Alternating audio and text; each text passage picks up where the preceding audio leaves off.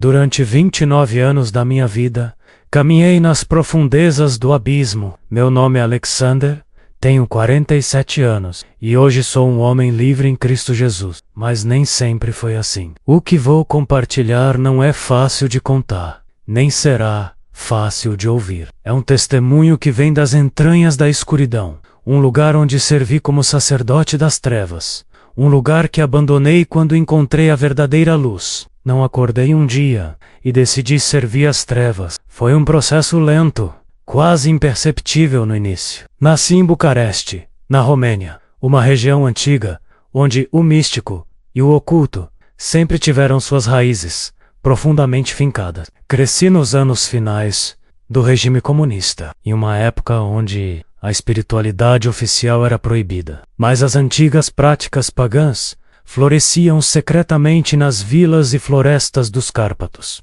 Minha família não era religiosa no sentido tradicional, mas meus avós maternos tinham certos conhecimentos que passavam de geração em geração. Pequenos rituais para proteção, amuletos escondidos pela casa, sussurros de nomes que eu não deveria repetir. Minha avó era conhecida na comunidade como uma mulher sábia, um eufemismo para o que hoje entendo ser uma praticante de bruxaria folclórica. Com apenas 8 anos, comecei a ter experiências estranhas, sonhos vívidos com entidades que me chamavam pelo nome, visões durante o dia que me deixavam em transe por horas. Lembro-me de acordar gritando no meio da noite, meu corpo coberto de suor frio, falando palavras em uma língua que ninguém na minha família compreendia. Meus pais, preocupados, me levaram a médicos que nada encontraram de errado fisicamente. O neurologista sugeriu imaginação infantil excessiva.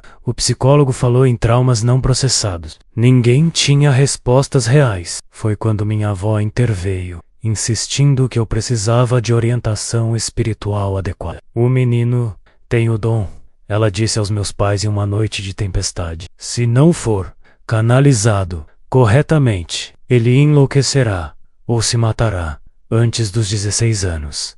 Essa orientação veio na forma de um homem idoso que vivia isolado nas montanhas. Tenho lembranças vívidas da primeira vez que o encontrei. Um chalé de madeira na encosta de uma montanha, cercado por árvores antigas que pareciam se curvar em sua direção. O homem menos que todos chamavam simplesmente de Mestre Vassal tinha os cabelos brancos como neve e olhos de um azul tão claro que pareciam quase transparentes. Ele olhou para mim por muito tempo em silêncio. Então sorriu de uma maneira que, mesmo criança, senti um frio na espinha. Este menino vê além do véu, ele disse aos meus pais. Ele nasceu com um pé em cada mundo. Se não for treinado, as visões o consumirão até que não reste nada de sua mente. Aos 10 anos, fui oficialmente iniciado no que eles chamavam de o caminho antigo. Era uma mistura de folclore romeno, paganismo pré-cristal e práticas ocultistas mais modernas. Minha iniciação aconteceu em uma noite sem lua, durante o solstício de inverno. Levaram-me a uma caverna nas profundezas das montanhas. Havia um círculo de 12 adultos vestidos com túnicas bordadas com símbolos antigos, suas faces pintadas com marcas que só mais tarde eu entenderia como representações de entidades específicas. No centro, uma pequena fogueira queimava com chamas verdes, menos algo que hoje sei ser resultado de produtos químicos, como sais de cobre, mas na época, parisume, pura Mahaya. Fizeram-me ajoelhar diante da fogueira. Mestre Vassal aproximou-se com uma taça entalhada feita de chifre de veado. Beba, ordenou, e veja além. O líquido era doce e amargo, ao mesmo tempo, com um sabor metálico, que só anos depois descobri ser sangue animal misturado com vinho e plantas psicoativas nativas dos Cárpatos. Lembro-me do gosto, do cheiro de terra úmida, do canto gutural dos adultos ao meu redor. Depois de beber, minha percepção mudou drasticamente. As paredes da caverna pareciam respirar. As sombras ganharam substância, movendo-se como criaturas independentes. Vi-me flutuando acima do círculo, observando meu próprio corpo pequeno e frágil, enquanto eles entoavam cânticos em romeno arcaico e latim corrompido. Foi naquele momento que senti a primeira presença se aproximar, uma sensação de frio intenso, seguida por um sussurro diretamente em minha mente. Você me pertence agora. Quando voltei a mim, horas depois, Mestre Vassal segurava minha cabeça em seu colo. O primeiro contato é sempre o mais difícil, disse ele com uma voz quase gentil. Mas você sobreviveu. Isso significa que foi aceito. Aceito por quem? Essa pergunta ficaria sem resposta por muitos anos. Agora você pertence ao caminho, disse o mestre, quando me levantei com as pernas trêmulas. E o caminho a você. Seus ancestrais escolheram esta vida e você a seguirá. Aquele foi apenas o início. O que seguiu foram anos de treinamento intenso no que eles chamavam de artes antigas. Passei a viver grande parte do meu tempo na casa de Mestre Vassal, voltando para a casa de meus pais apenas alguns dias por mês. Minha educação formal continuava menos, frequentava a escola local durante o dia, mas minhas verdadeiras lições vinham depois do pôr do sol. Aprendi a identificar e coletar plantas com propriedades psicotrópicas e medicinais. Aprende a comunicar-me com entidades que habitavam o outro lado do... Aprende a manipular energia, a criar sigilos e talismãs, a lançar e remover maldições. Tudo sempre justificado como conhecimento ancestral, que seria minha responsabilidade preservar e passar adiante. Aos 15 anos, já era considerado um prodígio entre os praticantes das artes na região. Aldeões vinham secretamente buscar minha ajuda para problemas que a medicina moderna ou a igreja ortodoxa não conseguiam resolver. Doenças misteriosas, desavenças entre vizinhos, colheitas fracassadas, tudo era trazido até mim e eu ajudava. Ou pelo menos, acreditava estar ajudando. Usava as técnicas que havia aprendido, invocava as entidades com quem havia estabelecido alianças, criava poções e talismãs. Os resultados eram impressionantes, o suficiente para que minha reputação crescesse, mesmo entre pessoas que publicamente condenavam tais práticas. Foi nessa época que comecei a participar ativamente de rituais mais sérios, não mais como aprendiz ou observador, mas como condutor. Solstícios, equinócios e outros marcos astronômicos eram ocasiões para cerimônias elaboradas nas profundezas da floresta. Sacrifícios animais tornaram-se parte da minha prática, menos primeiro pequenos animais como galinhas e coelhos, depois animais maiores. Quando a Romênia passou pela Revolução de 1989, eu tinha 17 anos. A queda do comunismo trouxe não apenas liberdade política, mas também uma abertura para influências ocidentais, incluindo novas formas de ocultismo. Foi nesse período que conheci Anton, um homem na casa dos 40 anos que havia passado a última década viajando pela Europa Ocidental e Estados Unidos, conectando-se com diversos grupos ocultistas. Ele trouxe livros, manuscritos e conhecimentos que eram completamente novos para mim e para o círculo de Mestre Vassal. O que vocês praticam aqui é poderoso, mas primitivo, disse Anton durante sua primeira visita ao nosso círculo. Há sistemas mais refinados, mais diretos, para acessar o verdadeiro poder. Mestor Bajiro, já um homem muito idoso naquela época, resistiu inicialmente às ideias de Anton. Nossos métodos são antigos e comprovados, argumentou. Vieram diretamente de nossos ancestrais, não de livros escritos por ocidentais, que brincam com forças que não compreendem. Mas eu estava fascinado. As práticas de Anton combinavam elementos de diversas tradições: Telama, magia do caos, satanismo labejano, tradições de voodoo haitiano e algo que ele chamava simplesmente de o caminho da mão esquerda. Quando o mestre Vassal faleceu no inverno seguinte, Anton assumiu naturalmente a liderança do grupo, ou pelo menos da facção mais jovem, que, como eu, estava ansiosa por novos conhecimentos e poderes. Aos 19 anos, entrei na Universidade de Bucareste para estudar História e Antropologia, menos áreas que me permitiriam pesquisar mais profundamente as raízes das práticas ocultistas que agora dominavam minha vida. Na universidade, encontrei outros estudantes com interesses similares. Formamos um grupo que se reunia secretamente em porões de prédios históricos de Bucareste. Não éramos mais praticantes de folclore rural. Éramos intelectuais urbanos, explorando os limites da consciência e do poder pessoal. Misturávamos elementos de diferentes tradições ocultistas, experimentávamos com rituais de nossa própria criação. Nós nos autodenominávamos filhos da aurora negra, com toda a arrogância e presunção típicas da juventude. Foi nesse período que tive meu primeiro contato direto com o que só posso descrever como satanismo organizado, estruturado e hierárquico. Anton nos apresentou a um homem que se apresentava apenas como Mestre Grigori. Diferente do estereótipo do ocultista sombrio e misterioso, Grigori era um homem de meia idade, com aparência absolutamente comum, menos cabelos grisalhos bem cortados, terno de boa qualidade, o tipo de pessoa que você esperaria ver em uma reunião de negócios, não em um círculo ritual. O que vocês fazem aqui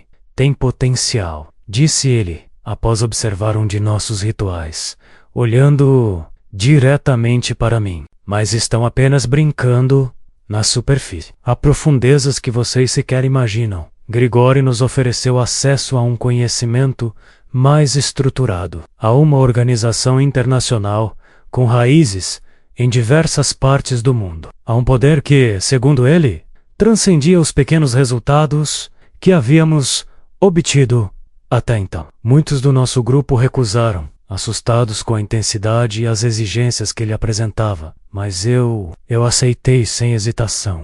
A sede de conhecimento e poder que havia sido cultivada em mim desde a infância era insaciável. As reuniões com a organização de Grigori aconteciam em uma propriedade isolada nos arredores de Bucareste. Uma mansão antiga que havia pertencido a um aristocrata antes da era comunista, agora restaurada a seu propósito original, como Grigori explicava com um sorriso enigmático. Lá, fui introduzido a uma hierarquia que eu nem imaginava existir.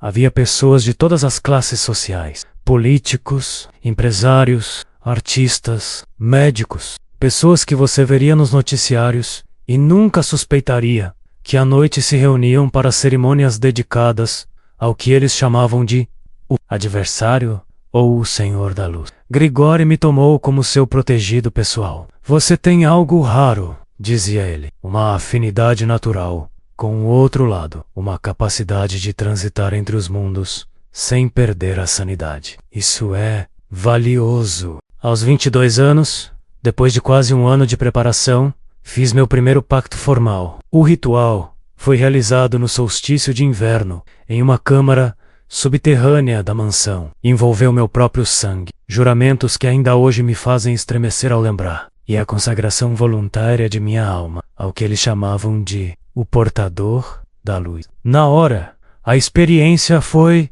extasiante. Senti uma onda de poder percorrendo meu corpo que nenhuma droga poderia replicar. Era como se cada célula vibrasse uma frequência diferente, como se minha consciência se expandisse para abranger realidades até então inacessíveis. Durante semanas após o ritual, experimentei capacidades que pareciam sobrenaturais, uma clareza mental extraordinária, capacidade de influenciar o pensamento de pessoas vulneráveis, premonições que se realizavam com precisão inquietante, até mesmo a habilidade de causar pequenos acidentes ou falhas tecnológicas com minha vontade. Mas como aprendi mais tarde, o poder das trevas sempre cobra seu preço. Aos 25 anos, fui enviado para a França, onde a organização tinha uma loja, como chamávamos os grupos locais em Paris.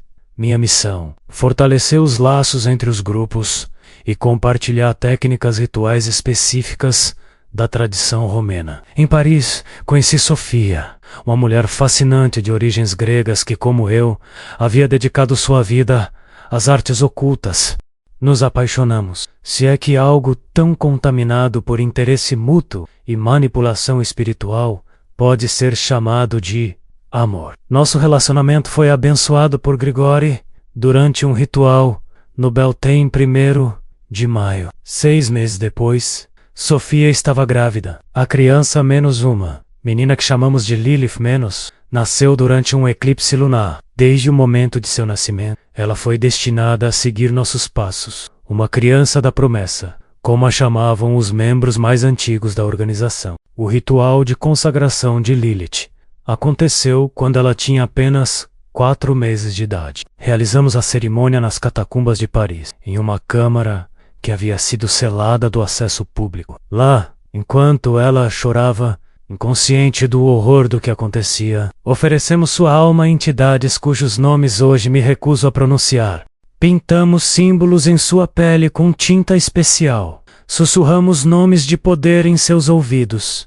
A envolvemos em tecidos que haviam sido consagrados em rituais anteriores. Acreditávamos estar dando a ela proteção e poder, garantindo seu lugar de destaque em um novo mundo que nossa organização planejava ajudar a criar. Na verdade, estávamos condenando-a a uma vida de tormento espiritual, antes mesmo que ela pudesse fazer suas próprias escolhas. Hoje, a lembrança daquele momento me dilacera por dentro. Como pai, meu dever era proteger minha filha, não entrega-la às trevas por ambição e cegueira espiritual. Mas na época, eu estava tão imerso naquela realidade distorcida que via tudo como necessário, até mesmo glorioso. Nos anos que se seguiram, ascendi na hierarquia da organização. Viajei pela Europa e partes do Oriente Médio, estabelecendo contatos, realizando rituais, recrutando pessoas promissoras.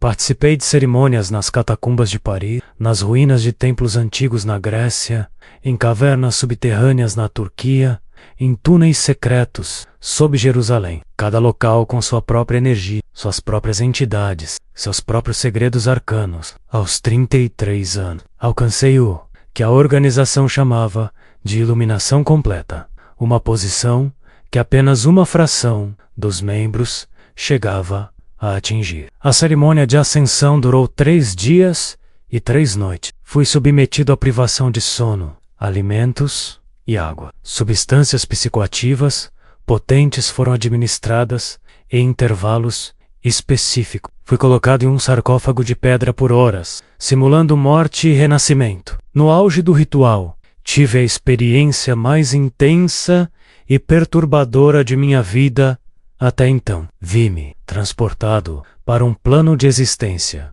que não era físico nem completamente espiritual. Um reino de sombras, onde entidades que ultrapassavam minha compreensão se moviam e comunicavam. Foi lá que formalmente vendi minha alma, fazendo um pacto final que, segundo me disseram, me ligaria ao Senhor da Luz, não apenas nesta vida, mas por toda a eternidade. O que recebi em troca foi o que chamavam de os dons supremos, habilidades que pareciam milagrosas. Podia influenciar eventos em larga escala, afetar o clima em áreas limitadas, induzir doenças ou curas, manipular emoções coletivas, ver fragmentos do futuro. Mais importante, para a organização, podia identificar pessoas com potencial oculto e recrutá-los com quase 100% de eficácia. E eu usei esses dons vergonhosamente. Usei-os para aumentar meu poder e destruir obstáculos. Consagrei famílias inteiras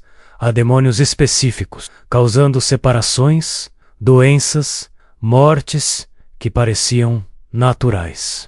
Participei de casamentos espirituais dentro do reino das trevas, unindo pessoas não por amor, mas por alianças de poder que fortaleciam a influência da organização. Manipulei situações para que pessoas em posições de liderança menos política, empresarial, religiosa, menos tomassem decisões que beneficiassem nossa causa. Durante todo esse tempo, Lilith crescia sob minha tutela distorcida e a de Sofia. Aos 7 anos, ela já participava ativamente de rituais preparatórios. Aos 10, tinha suas próprias entidades guias e demonstrava habilidades psíquicas que ultrapassavam as minhas na mesma idade. Ver minha própria filha, Desenvolver dons que eu sabia serem destrutivos para sua alma me enchia de um orgulho perverso que hoje reconheço como a mais pura cegueira espiritual. Mas foi através de Lilith que a primeira rachadura em minha armadura de trevas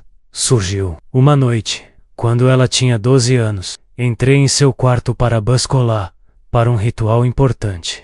Encontrei-a dormindo, mas seu sono era claramente perturbado. Ela se debatia, seu corpo pequeno coberto de suor, murmurando palavras que pareciam uma mistura de línguas antigas que havíamos ensinado a ela. Quando me aproximei, ouvi claramente o que ela sussurrava. Pai, me salve, eles estão me devorando por dentro. Aquelas palavras simples me atingiram como um raio. Pela primeira vez em décadas, senti algo romper dentro de mim, menos uma pequena fissura na escuridão que havia se tornado minha essência. Naquele momento, vi minha filha não como um vaso de poder ou uma sacerdotisa em treinamento, mas simplesmente como uma criança aterrorizada, sofrendo por causa das escolhas que eu havia feito por ela. Saí do quarto atordoado, incapaz de chomelar para o ritual daquela noite. Sofia notou minha perturbação e mais tarde me confrontou. Que está acontecendo com você? Perguntou. Seus olhos, que um dia me pareceram fascinantes, agora frios como o vazio. Está se tornando fraco? Lembre-se de seus votos, de suas promessas. Lembre-se das consequências da traição.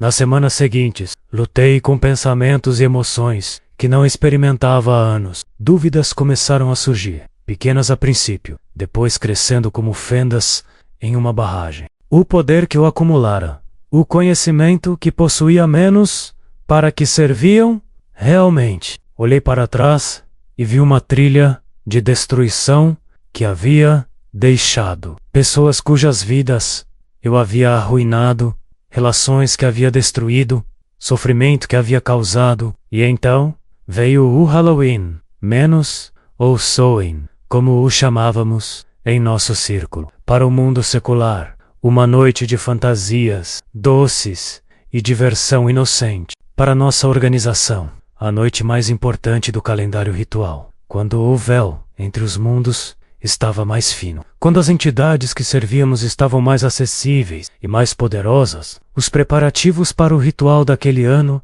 eram mais elaborados do que nunca. Como um dos líderes, eu tinha responsabilidades específicas e cruciais. Nos dias anteriores, trabalhamos incessantemente preparando o local, uma propriedade isolada nos Alpes franceses. Coletamos os itens necessários, alguns raros e difíceis de obter. Realizamos purificações rituais e jejuns preparatórios. Na manhã do dia 31 de outubro, recebi uma ligação de Sofia. Lilith havia desmaiado durante sua aula de piano e sido levada a um hospital em Paris. Quando cheguei lá, encontrei minha filha, irreconhecível, pálida como cera quase translúcida, conectada a máquinas que monitoravam seus sinais vitais, cada vez mais fraco. O que aconteceu? Perguntei ao médico. Um homem de meia idade, com olhos cansados, que haviam visto demais. Ainda estamos investigando, respondeu ele. Os exames mostram anemia severa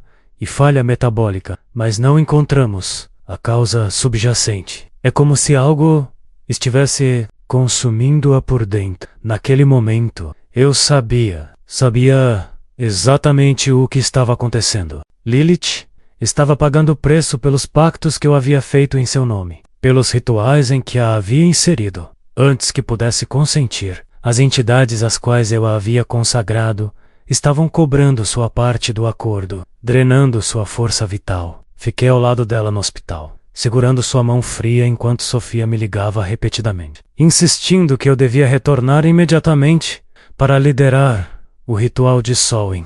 Não podemos adiar, dizia ela, sua voz quase irreconhecível de tanta raiva. Tudo está preparado. Todos os círculos da Europa esperam por você. As entidades foram convocadas e precisam ser recebidas. Olhando para o rosto pálido de minha filha, tomei uma decisão que mudaria o curso de nossas vidas para sempre. Não irei, respondi finalmente. Lilith está morrendo. Meu lugar é aqui. Você sabe o preço da desobediência, ameaçou Sofia. Sua voz agora completamente transformada, como se algo falasse através dela. Você jurou com sangue e alma, não há volta. Então que seja assim, respondi, desligando o telefone e removendo sua bateria. Passei a noite inteira ao lado da cama de Lilith, observando cada respiração fraca, cada batimento cardíaco irregular nos monitores. À medida que a meia-noite se aproximava menos a hora em que o ritual estaria em seu auge,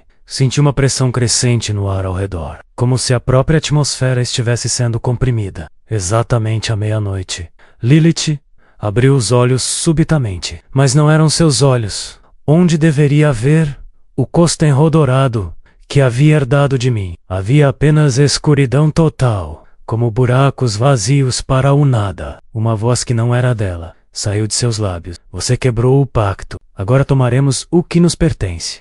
O corpo frágil de Lilith começou a convulsionar violentamente. As máquinas ao seu redor dispararam alarmes ensurdecedores. Médicos e enfermeiros invadiram o quarto, empurrando-me para fora enquanto tentavam estabilizá-la. No corredor do hospital, caí de joelhos. Pela primeira vez em quase 3 décadas, senti um desespero absoluto, um completo desamparo. Todo o meu suposto poder não valia nada naquele momento. Não podia salvar minha própria filha das consequências dos meus atos. Foi então que aconteceu algo que, até hoje, não consigo explicar completamente. No momento mais escuro da minha vida, quando estava pronto para oferecer minha própria vida em troca da de minha filha, ouvi uma voz. Não era como as vozes das entidades com quem eu me comunicava há décadas. Não era sussurrante, ou sedutora, ou ameaçadora. Era clara, firme,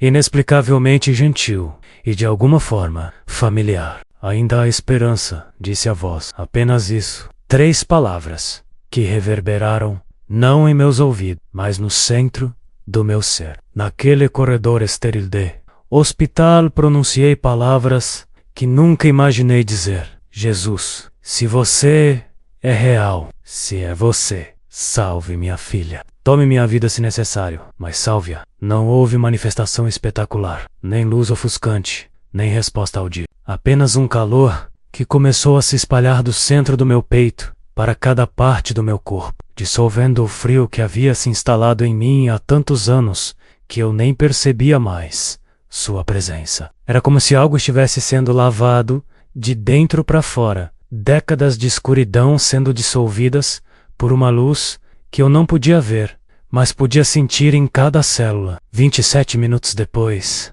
o médico saiu do quarto. Seu rosto mostrava uma mistura de exaustão e perplexidade. Não sei como explicar, disse ele, secando o suor da testa, mas sua filha está estabilizada. Os valores estão normalizando rapidamente. É como se... Bem, não tenho explicação médica para o que acabou de acontecer. Quando voltei ao quarto, Lilith dormiapa, Shifui comentou. Sua cor havia retornado. Sua respiração era profunda e regular. Sentei-me ao seu lado e chorei.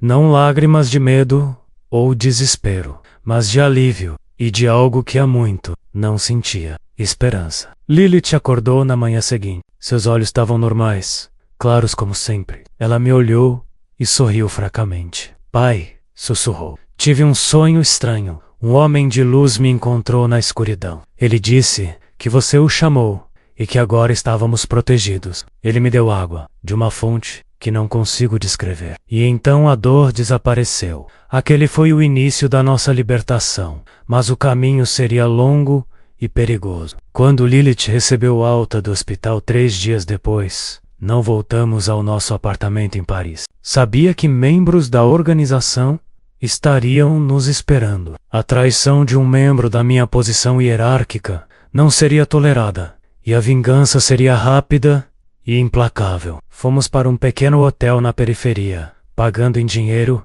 e usando nomes falsos. Lá, tentei planejar nossos próximos passos, consciente de que estávamos sendo caçados no mundo físico e espiritual simultaneamente.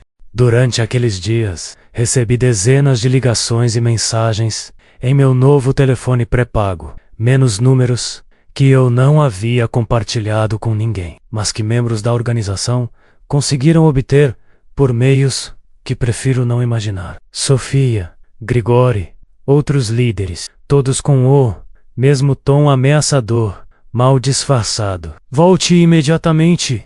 Traga a garota. Ainda há chance de perdão.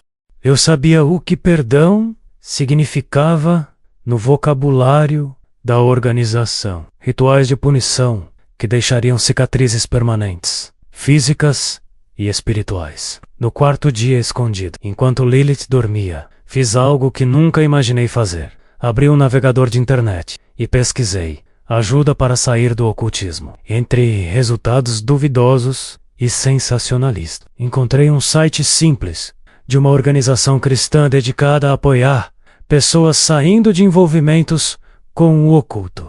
O site mencionava um número de emergência disponível 24 horas. Sem pensar muito, liguei. Uma voz calma atendeu. Ministério Luz nas Trevas. Como posso ajudar? Meu nome é Alexander, disse, surpreso com um tremor em minha voz.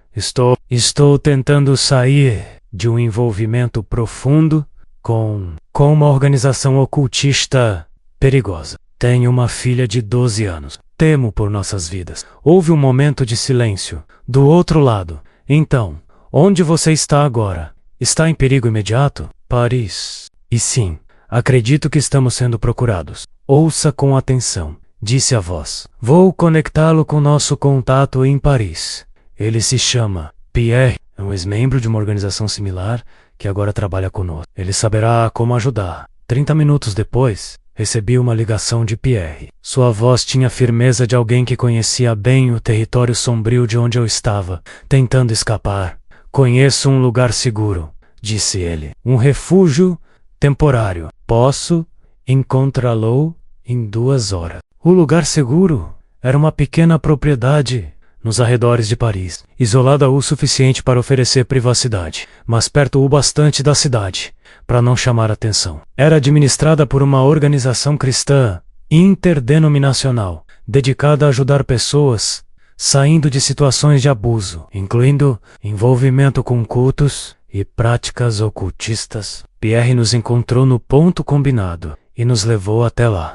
Era um homem de meia idade, com cabelos grisalhos e uma cicatriz fina que descia do canto do olho esquerdo até o queixo. Marcado como traidor, explicou ele, quando percebeu meu olho. Faz 16 anos na casa de refúgio. Encontramos outras pessoas em situações semelhantes à nossa, menos ex-membros de grupos ocultistas. Alguns saindo de religiões de manipulação extrema, outros fugindo de relacionamentos com praticantes de magia, que se recusavam a deixá-los partir. Nos dias seguintes, passei por algo que só posso descrever como uma desintoxicação espiritual. Meu corpo reagia como se estivesse em abstinência de uma droga poderosa. Tinha febres inexplicáveis, dores que migravam de um lugar para outro, espasmos musculares. À noite, pesadelos terríveis me atacavam, menos visões de entidades furiosas, lembranças distorcidas de rituais passados, vozes acusatórias. O pior eram as presenças que sentia ao meu redor. Sombras que se moviam na periferia da minha visão. Sussurros quando ninguém estava por perto. A sensação constante de ser observado. Sabia que eram manifestações das entidades com quem havia feito pactos, tentando me reclamar. Pierre e a equipe da casa de refúgio estiveram conosco a cada passo. Eles entendiam o que estávamos enfrentando, não apenas um perigo físico da organização, mas também um ataque espiritual intenso. Oravam conosco, liam passagens da Bíblia que pareciam estranhamente relevantes para a nossa situação. Cantavam hinos e cânticos que, a princípio, irritavam meus ouvidos acostumados a entoações muito diferentes. Com o tempo, aquelas palavras e melodias começaram a trazer conforto, como água fresca em um deserto. Lilith, surpreendentemente, adaptou-se mais rapidamente do que eu à nova situação. É incrível como as crianças conseguem se ajustar quando removidas de ambientes tóxicos. Ela começou a sorrir mais, a ter menos pesadelos, a recuperar, gradualmente, a inocência que eu havia ajudado a roubar dela. Pai, disse-me ela uma noite enquanto observávamos as estrelas da janela de nosso quarto. As vozes pararam. Aquelas que sempre ouvi em minha cabeça. Estão silenciosas agora. 2 semanas após chegarmos à casa de refúgio, recebemos notícias perturbadoras. Sofia havia sido encontrada morta em nosso antigo apartamento, aparentemente por suicídio. Mas eu sabia melhor. Na organização, falhas graves eram punidas de maneiras que pareceriam suicídio ou acidente para as autoridades. A perda de Sofia, menos apesar de nosso relacionamento complexo e conturbado, foi um golpe doloroso. Ela havia sido, a seu modo distorcido, uma mãe amorosa para Lilith. Mais uma vida destruída pelo caminho que havíamos escolhido. 3 meses após nossa fuga, eu e Lilith fomos batizados juntos em uma pequena cerimônia privada na capela da propriedade. Quando emergi das águas, senti uma sensação indescritível, menos como se correntes invisíveis, que nem sabia estarem ali, tivessem sido quebradas. Não foi o fim da batalha, menos longe disso, mas foi um marco decisivo. Nos anos seguintes, passamos por muitas provações. A organização não desistiu facilmente. Houve tentativas de nos localizar, abordagens indiretas através de conhecidos, até mesmo ataques espirituais, coordenados durante datas significativas do calendário ocultista.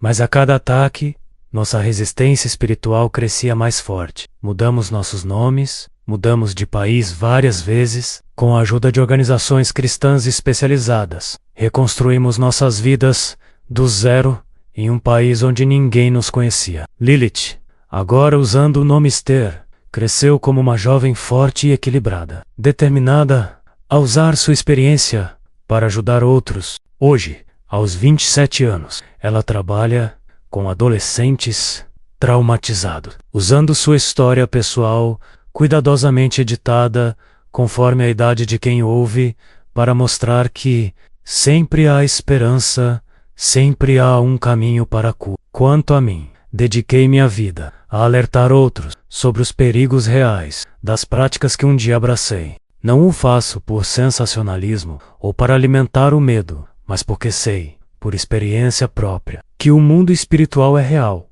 que suas influências são reais e que há consequências reais para as escolhas que fazemos nessa área. E é por isso que não posso me calar sobre o Halloween. Para a maioria das pessoas, o Halloween é apenas uma celebração divertida, uma oportunidade para fantasias criativas, decorações temáticas e doces.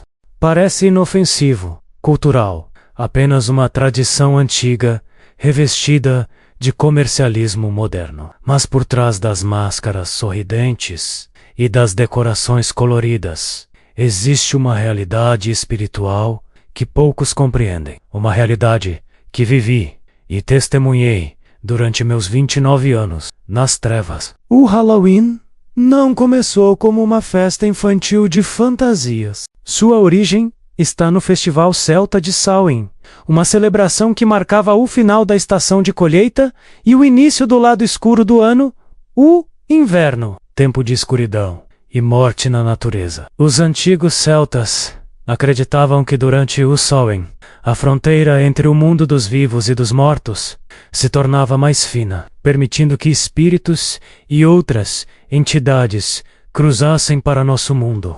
Eles acendiam grandes fogueiras e usavam máscaras assustadoras para afastar espíritos malignos. Ofereciam sacrifícios para apaziguar os mortos e consultavam druidas para obter orientação sobre o futuro incerto do inverno que se aproximava. Quando o cristianismo se espalhou pela Europa, a Igreja tentou substituir festivais pagãos por celebrações cristãs. Assim, a festa de Todos os Santos foi posicionada estrategicamente após o Samhain, na tentativa de cristianizar a data. Mas muitas das práticas pagãs originais persistiram, apenas ligeiramente modificadas ou disfarçadas. O Halloween moderno pode parecer uma versão diluída e comercializada dessas antigas tradições, mas a essência permanece inalterada. É uma celebração que normaliza e até glorifica o macabro, o assustador, o sobrenatural em seus aspectos mais sombrios. Durante meus anos no ocultismo, o Halloween, ou Samhain, era o ápice do nosso calendário ritual. Era quando realizávamos nossas cerimônias mais poderosas, quando fazíamos pactos mais significativos, quando acreditávamos que as barreiras entre os mundos estavam mais permeáveis. Enquanto famílias levavam seus filhos inocentes fantasiados para pedir doces de porta em porta, nossa organização estava ocupada com atividades muito mais sombrias. Realizávamos rituais complexos que duravam toda a noite. Lançávamos o que chamávamos de feitiços de influência sobre áreas inteiras. Invocávamos entidades territoriais específicas. Abríamos intencionalmente o que considerávamos portais para facilitar manifestações espirituais nos meses seguintes. E o mais perturbador: grande parte desse trabalho era facilitado precisamente pela celebração inofensiva que acontecia ao redor. Cada símbolo de morte menos caveiras, esqueleto, túmulos, menos cada representação de entidades das trevas, diabos, bruxas, monstros, menos cada celebração do macabro, servia como um ponto de ancoragem, uma antena para as forças que buscávamos manifestar. Você pode pensar, mas são apenas fantasias, são apenas decorações. Ninguém acredita realmente nessas coisas. E é precisamente aí que reside o perigo. No mundo espiritual, a intenção consciente não é o único fator operante. Símbolos têm poder independentemente de nossa crença neles. Assim como substâncias químicas têm efeitos no corpo independentemente de acreditarmos ou não em sua eficácia. Durante meus anos nas trevas, observei um padrão consistente. Nas semanas e meses após o Halloween, havia um aumento mensurável em perturbações espirituais, emocionais e mentais entre pessoas sensíveis, especialmente crianças, pesadelos intensificados, medos irracionais, comportamentos obsessivos, até mesmo tendências suicidas. Tudo aumentava no período pós-Halloween. E isso não era coincidência. Quando alguém menos, especialmente uma criança, cuja sensibilidade espiritual é naturalmente mais aguçada, menos se veste como uma figura associada às trevas, mesmo que apenas por diversão, está fazendo uma declaração no reino espiritual, está temporariamente assumindo aquela identidade, abrindo-se para as influências associadas àquele arquétipo. E então, há a questão dos doces, menos aqueles inocentes doces que crianças coletam com tanto entusiasmo. O que poucos sabem é que em diversos círculos ocultistas ao redor do mundo existe a prática de consagrar produtos comerciais a entidades específicas. Grandes empresários, incluindo alguns na indústria de doces e decorações sazonais, frequentemente dedicam suas produções em rituais privados, buscando mais lucros, mais influência, mais poder. Quando alguém consome algo que foi dedicado em outro altar, está, sem saber, recebendo a influência espiritual associada àquela consagração. É como um cavalo de Troia espiritual. Parece um presente inofensivo, mas carrega algo oculto em seu interior. Estou ciente de que muitos considerarão essa perspectiva exagerada ou supersticiosa. No mundo secular e materialista em que vivemos, é fácil descartar o espiritual como imaginação, delírio ou relíquias de um pensamento primitivo. Mas passei quase 3 décadas vendo a realidade que existe além do véu material. E posso assegurar, o mundo espiritual é tão real quanto o físico, e suas leis operam, quer acreditemos nelas ou não. Que mais me entristece é ver tantos cristãos, até mesmo igrejas inteiras, abraçando Halloween como algo inofensivo, ou tentando cristianizá-lo com alternativas, como Festa da Colheita ou Noite da Luz. A intenção é boa, menos oferecer uma alternativa segura para as crianças. Mas a verdade é que não se pode santificar o que nasceu nas trevas. Não se pode redimir uma celebração cuja essência é a exaltação do macabro e do demoníaco, independentemente de quão inocente pareça sua versão moderna. Em Êxodo capítulo 23, versículo 13, Deus instrui claramente seu povo: em tudo o que vos tenho dito, andai apercebidos. Não fareis menção do nome de outros deuses, nem se ouvirá da vossa boca. Este princípio é claro. Nem devemos mencionar nomes de falsos deuses. Quanto mais participar de festividades que, em sua origem, foram dedicadas a eles. Sei que este é um tema polarizador e que muitos discordarão veementemente da minha posição. Respeito essas discordâncias e entendo que pessoas sinceras podem ter visões diferentes. Não falo como alguém que apenas leu sobre esses perigos em livros ou assistiu a documentários sensacionalistas, mas como alguém que viveu no coração dessas práticas, que as executou, que viu seus efeitos reais, em vidas reais. Se você já participou de celebrações de Halloween no passado, não se condene, nem se encha de medo. O arrependimento genuíno e a proteção espiritual que vem da fé em Cristo são mais poderosos que qualquer influência negativa que possa ter entrado em sua vida. Mas a partir de hoje, talvez seja hora de fazer escolhas diferentes, mais alinhadas com a luz em vez das trevas. Para pais cristãos, encorajo, protejam ativamente seus filhos. Não os exponham a símbolos, imagens e celebrações que, mesmo parecendo inofensivas, têm raízes nas trevas. Em vez disso, ensinem-lhes sobre a luz, sobre a vida abundante que Cristo oferece. Criem suas próprias tradições familiares,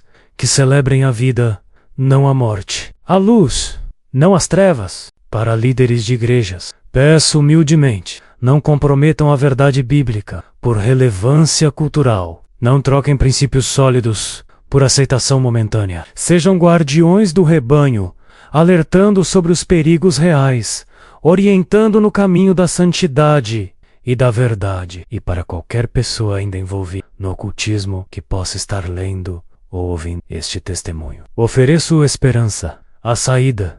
Não importa quão profundos sejam seus pactos, quão sombrias sejam suas experiências, quão poderosas sejam as entidades com quem você se comprometeu, o poder de Cristo é infinitamente maior. Eu era um sacerdote de alto nível dentro de uma organização internacional de ocultismo, com pactos de sangue e juramentos que supostamente me ligariam eternamente às trevas. E ainda assim, Jesus me alcançou. Ele pode alcançar você também. Quando olho para trás, para os 29 anos que passei servindo às trevas, sinto uma mistura de horror pelo que fiz e gratidão profunda pelo resgate merecido que experimentei. Não mereço o perdão que recebi. A nova vida que me foi dada é pura graça, por amor incondicional. Hoje, 15 anos após meu encontro com Cristo, naquele corredor de hospital em Paris, vivo uma vida completamente diferente. Lilith, agora Esther, está saudável, equilibrada, usando sua experiência traumática para ajudar outros a encontrar cura. Juntos, compartilhamos nosso testemunho com discernimento e cuidado, não para glorificar o passado sombrio ou alimentar fascínio pelo oculto, mas para iluminar o caminho para outros que ainda estão presos em armadilhas semelhantes. Os ataques espirituais não cessaram completamente. Ocasionalmente, somos lembrados de que o inimigo não desiste facilmente de suas presas, mas aprendemos a nos fortalecer na fé, a usar as armas espirituais que a Bíblia descreve: oração, leitura da palavra, comunhão com outros crentes, louvor e adoração autêntica. E cada vez que o Halloween se aproxima, intensificamos nossa vigilância espiritual, não por medo, mas por conhecimento. Sabemos o que realmente acontece no mundo espiritual durante essa data. Sabemos das influências, das portas que se abrem, das vulnerabilidades que são exploradas. E oramos por proteção para os vulneráveis, por discernimento para os crentes, por libertação para os que ainda estão cativos. Se você está se perguntando o que fazer em relação ao Halloween, depois de ouvir este testemunho, ofereço algumas sugestões práticas. Primeiro, ore por discernimento. Peça a Deus que lhe mostre a verdade, não segundo opiniões humanas, incluindo a minha, mas segundo sua palavra. e seu espírito. Segundo, pesquise por conta própria as origens e significados dos símbolos associados ao Halloween. Conhecimento é poder, especialmente em questões espirituais. Terceiro, considere alternativas saudáveis e edificantes para sua família nessa data. Que tal uma noite especial de oração, um jantar comemorativo ou um tempo de ministração aos necessitados? Quarto, se você é líder em uma comunidade de fé, use essa época para educar sua congregação sobre a realidade espiritual, não para gerar medo, mas para equipar com conhecimento e discernimento. Quinto, e mais importante, renuncie a qualquer influência negativa que possa ter entrado em sua vida através da participação em celebrações do Halloween ou outras práticas ocultistas. Uma simples oração sincera pode ser extremamente poderosa. Senhor Jesus, renuncio a qualquer influência das trevas que possa ter entrado em minha vida através da minha participação no Halloween ou em outras práticas ocultistas. Pelo poder do seu sangue, quebro toda aliança consciente ou inconsciente com o reino das trevas. Declaro que pertenço somente a ti e te peço que me purifiques completamente. Amém. Finalizo este testemunho com um versículo que tem sido meu lema desde que encontrei a liberdade em Cristo. Em João capítulo 8, versículo 36, Jesus diz: Se, pois, o Filho vos libertar, verdadeiramente sereis livres. Esta é a verdade que encontrei após 29 anos nas trevas. A verdadeira liberdade não está no poder oculto, nos conhecimentos esotéricos ou nas experiências sobrenaturais que prometem iluminação. A verdadeira liberdade está em Cristo, no seu amor sem limites, no seu perdão imerecido, na nova vida que Ele oferece a todos que o buscam com sinceridade. Que essa verdade alcance cada pessoa que ler ou ouvir este testemunho. Que a luz vença as trevas em sua vida, assim como venceu na minha. Em Cristo Alexander.